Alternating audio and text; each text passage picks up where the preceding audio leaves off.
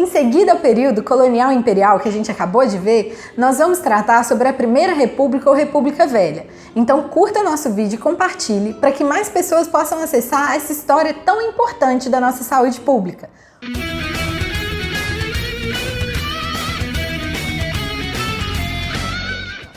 A República Velha abrange um curto período da nossa história, de 1889 até a Revolução de 30, quando Getúlio Vargas toma o poder. Nesse pequeno período da República Velha, ele é marcado por governos oligárquicos que intercalavam entre o governo de São Paulo e de Minas Gerais, que era a República do Café com Leite. Nesse período, a população ainda era, em sua maioria, rural, porém estávamos testemunhando um processo de migração para os ambientes urbanos, porque estávamos vivenciando também a industrialização tardia do país. Podemos lembrar que, apesar do Brasil não ter participado da Primeira Guerra, ele teve essa industrialização para auxiliar os países que estavam participando. Por isso, precisávamos de mão de obra que não era mais no campo, e sim nas cidades.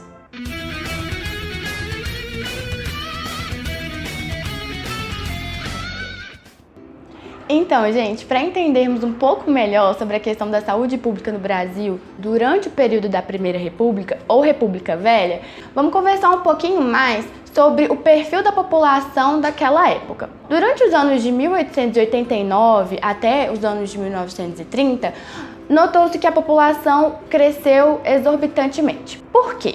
Primeiro, antes a população era de 14.334.000 habitantes. E depois ela passou para 30.636.000, ou seja, o número praticamente dobrou. E isso aconteceu não só pela alta taxa de natalidade, mas também pela vinda de imigrantes, principalmente italianos, espanhóis e portugueses, segundo dados do IBGE. E pelo alto número de habitantes, a questão de saúde foi mais exigida e então o governo começou a tomar algumas medidas. Porém, essas medidas, como vamos ver na nossa série de vídeos, elas eram muito violentas e a população não as recebeu muito bem.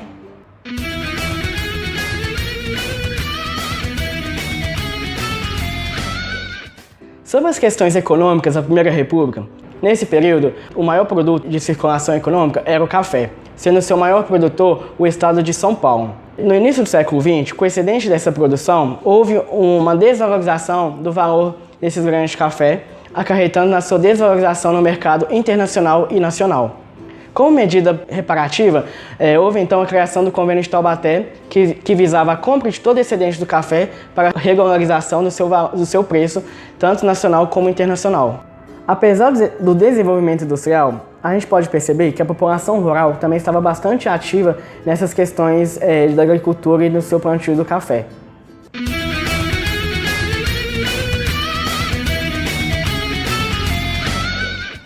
Oi, gente, então agora eu vou falar da questão das doenças endêmicas dentro do contexto da Primeira República. Então o que a gente vai falar é sobre que, por exemplo, as doenças que antes elas estavam presentes na colônia e no Império, elas não deixaram de existir, né? Elas continuaram matando pessoas, continuaram a ser um empecilho para o governo, para o tratamento, né, e para o combate a elas. As doenças que antes assolavam a população ligadas ao saneamento básico e à higienização, as políticas sanitaristas, como por exemplo a cólera, também estavam presentes.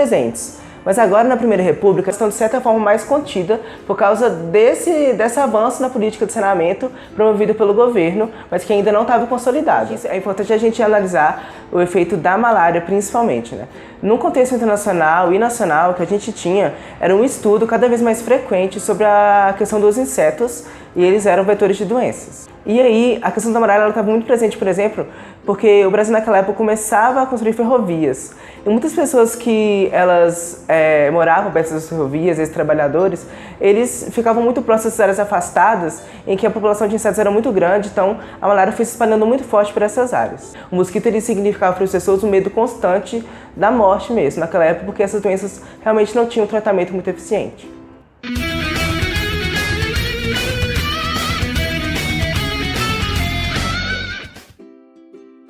Então, é agora que o SUS chega?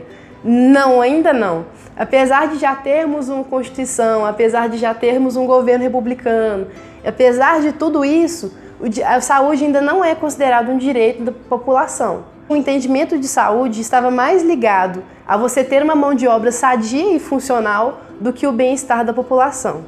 para garantir uma população saudável e funcional, foram criadas políticas públicas impositivas, sanitárias e higienistas.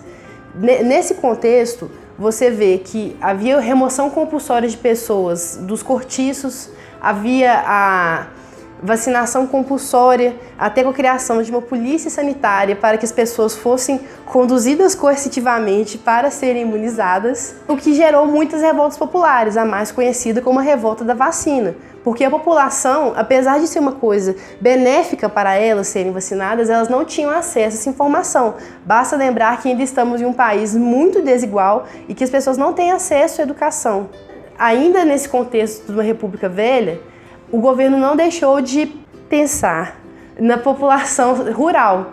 Mesmo com preocupação com a mão de obra para a indústria no ambiente urbano, o governo também se preocupou um pouco com a saúde pública no ambiente rural, pois ainda havia uma grande parte da população que estava nesses locais. Nesse período, houve a reforma Carlos Chagas, em 1920, que foi uma política pública para educar as pessoas no ambiente rural e que criou o Departamento Nacional de Saúde, que é o nosso fetinho do Ministério da Saúde que a gente conhece hoje, e que também criou uma política de cooperação interestadual para que doenças regionais fossem tratadas dentro da sua região e não de forma centralizada.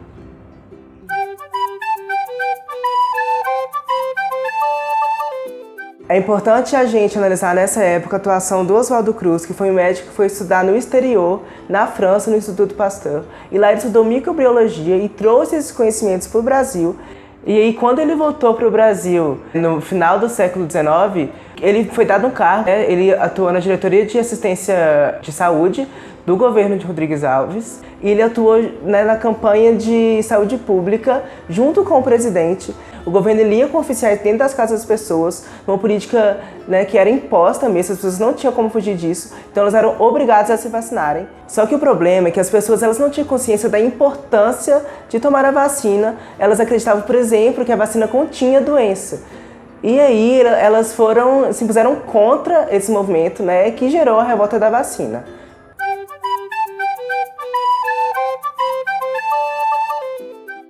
Outra política adotada por esse Departamento de Saúde foi o combate à peste, que estava em alta nesse momento. A peste é uma doença que é transmitida pelos ratos. E aí o que o governo fez? Ele pediu que a população recolhesse ratos que eles iam na rua, em suas casas, e o governo ia comprar dessas pessoas essa população de ratos. Só que o que aconteceu foi uma política que não deu certo. Porque essas pessoas, querendo o dinheiro da compra dos ratos pelo governo, começaram a criar ratos dentro de suas casas, o que aumentou a circulação de ratos pela cidade, no Rio de Janeiro. A história da saúde do Brasil é a história da democracia, é a história de como que desenvolveu o acesso ao cidadão, como que se dá a relação entre Estado e o povo. E a partir daí a gente consegue analisar como que funciona a instituição em seus objetivos, em sua interação com a população, para daí a gente valorizar mesmo o SUS, que é um bem do Brasil. Mas é tão legal ver o tanto que a gente evoluiu. Pensa, no início o pessoal era obrigado a tomar vacina, as pessoas não tinham noção da importância dessa política pública para a saúde deles. Hoje em dia, a gente nem consegue imaginar uma vida de uma criança sem um Zé Gotinha, né não? O SUS, ele prevê essa participação popular, tanto no acesso ao serviço, como também nos processos de escolha de como eles vão ser feitos. A gente tem a figura dos conselhos e da participação das 3 esferas do governo, tanto o governo federal, como estadual e o municipal. Então, parte da gente também procurar saber como se envolver e participar ativamente desses processos. O SUS ainda não está perfeito, mas representa um grande avanço e, sem dúvida, se a gente participa e valoriza, ele ainda pode melhorar e muito. Em seguida ao período da Primeira República, a gente vai ficar agora com a Segunda República. Então curte esse vídeo e acompanhe as nossas redes que já vem mais novidade por aí. Oi, gente, meu nome é Francesca. Olá, meu nome é Pedro Vilela. Olá, meu nome é Luísa Udi. Olá, eu sou Guilherme Eustáquio. Olá, meu nome é Cíntia Santos. Sou Rafael Públio e eu faço parte do projeto de extensão Beijo, saúde, e autonomia aqui também da UFMG. Beijo!